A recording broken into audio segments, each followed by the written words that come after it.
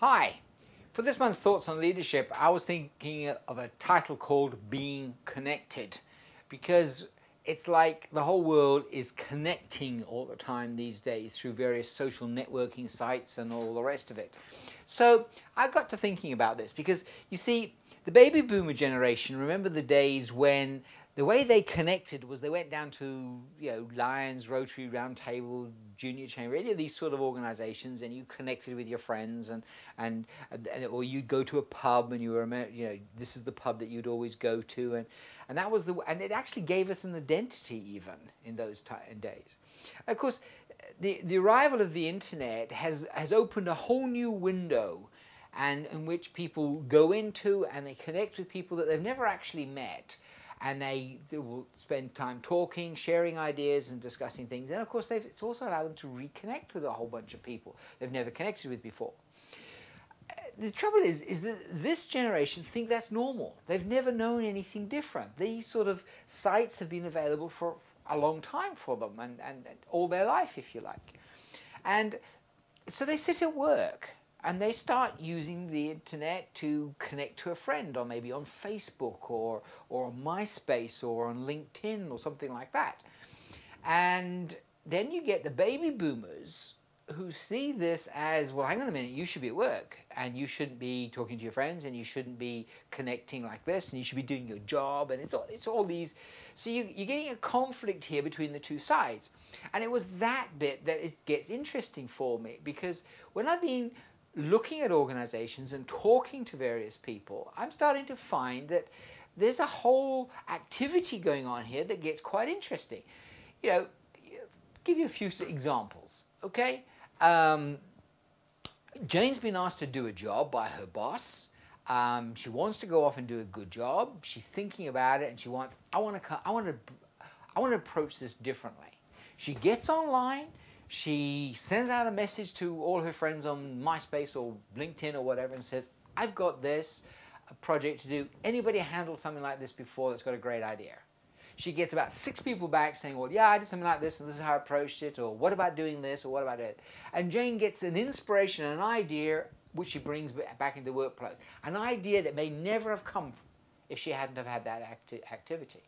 Or maybe John sat there and he's been doing a piece of work and he's getting a bit tired and his brain's starting to seize up. You all know the feeling, okay? We've all had this where we just get, and he's got to that stage and then he thinks, and he contacts a friend. And he sees the guys online, he goes, hi, how you doing? Are you busy? Yeah, I've got this project I'm working on, I'm just taking a break. And his friend says, yes, so am I.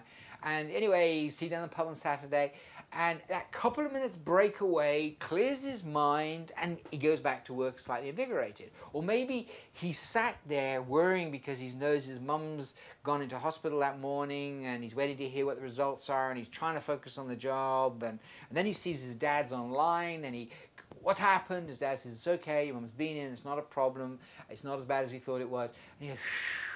He's got the instant information, and now he gets back into the workplace. So you see, the point I'm trying to make is it actually can be used very powerfully and very positively in an organization. Whereas in first impression is, at work shouldn't be doing this. Now, I know there's a bunch of you out there going, yeah, but what about the abuse of it and everything else? Yes, I know. The potential for abuse is massive. But what I'm saying here is, let's try and create a balance in our mind. Let's not throw away, I think the expression is don't throw the baby out with the bathwater. I've never quite got my head around that expression, but what are we doing here? Are we going to get rid of something that's potentially valuable because somebody may abuse it? I mean, maybe this portal, which is available for free access to loads of ideas, could be used effectively if we could just train our people not to abuse it. And that's what the job of a leader is to manage your people, train your people, develop the mindset within your people where they make use of some very good pieces of equipment, but use it in a constructive way, use it in an empowering way, and not use it in a negative way. And that's our job as a leader. So let me just give you an example. I went into a company recently, and somebody I wrote this down. Somebody said, have you got any ideas for the specific thing that he was working on. And these are the things I noted down quickly. One of them said, I'll ask my friends in the chat room tonight. And somebody else says, yeah, I'll stick that on my wall and see who responds, and then I'll get it back to you.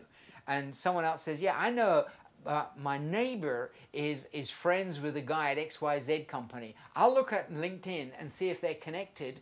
And if he is, I'll get the name of the guy and contact him through my friend. Now, here's 3 instant feedback to this guy who's asking for a little bit of help, okay? And all of it was using this type of technology, this connection system, to get into it. In my business, I have 2 of my people who I tell them 30 minutes a day, I want you to sit on LinkedIn and I want you to work it, looking for potential contacts, connecting with the right people, finding the people that we should be connecting with. So there's a very positive side to this whole thing that I want you to consider. So here's your questions for this month. What is your mindset about being connected? Or about connecting as a whole? Okay? Are you against it without any reason or consideration of the opportunities? Have you blocked out the potential completely? Has your mindset closed you out because you feel you can't control it? Or are you got the rules in place that allow the creativity, but at the same time encourage good practice and don't limit the possibilities? I also want you to consider these questions. How can you actively make use of these connections through your people? In other words, if you got the whole thinking of your people behind how can we make better use of this technology, then you could unlock loads of doors. You could unlock loads of potential out there. Do you set an example by showing them the good practice? Because all right, telling them how not to do it, are you an example of how to do it? Get your head around it, okay? Have you blocked out the potential because you can't control it? Can you actively encourage people to consider connections available to them and how they can capitalize on it for the business and for everybody around them? There's a lot of rules about using these sites. I have to warn you that, okay? You don't just go on there and start badgering people because you get yourself a bad name and you get yourself into a whole lot of trouble and so forth. One of my mentors has recently written actually an extremely comprehensive guide, probably one of the best I've seen, about how to get the best out of LinkedIn. It's probably the most structured that I've come across, very detailed and gives you some great tips and hints. And certainly I'll put the information at the bottom of the feed here, and you can order it from him or get access to it. Certainly I encourage you to use the technology, learn what's available and make use of what's available. So I hope that's been useful this month. Have a great month. Think about how you can make use of things and not be negative towards them. See how you can engage your people. Engagement's the name of the game. It's going to be engagement this year again and again and again from me because it's so important. Have a great month. See you next month. Bye now.